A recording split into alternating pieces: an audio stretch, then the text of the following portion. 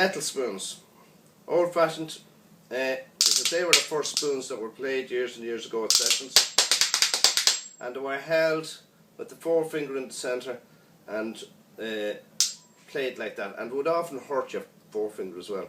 So now we have the cheating spoons.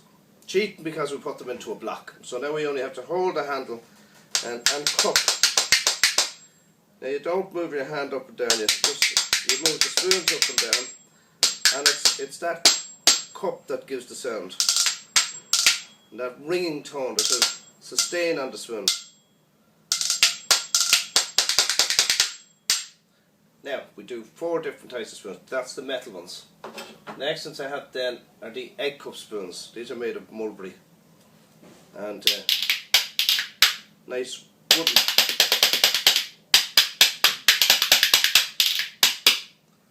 Nice sound of those. Nice and handy, small and easy to hold too. You notice I have an elastic band on these, and the reason for the elastic band is if I find it's like an adjuster. It adjusts the distance between the 2 cups. So if I want them close, I adjust them, put the band. That's the egg cup spoons. The next one is the rosewood spoons. So called because they're made of rosewood. But they're just like the egg cup. Not small, handy to use. Because this is a harder timber than the mulberry, there's a different sound. There you go, that's the mulberry. And sometimes I think they're quite nice. They might be even nicer than the mulberry. And last, we have the swan neck spoons. That's because they're shaped like a swan there. Beautiful. Now, these are very deep cups.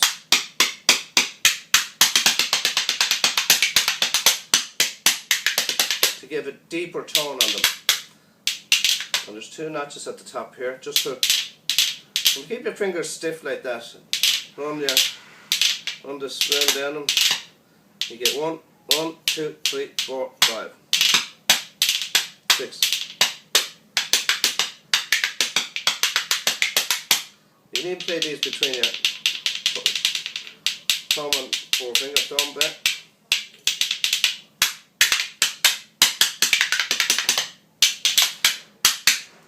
And that's the spoons. All 4 of them. Very easy to play.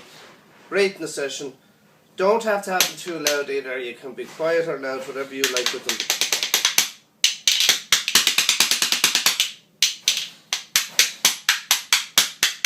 No rules. You can beat your shoulders, elbow, turn your hand over, and that's the swan neck spoons.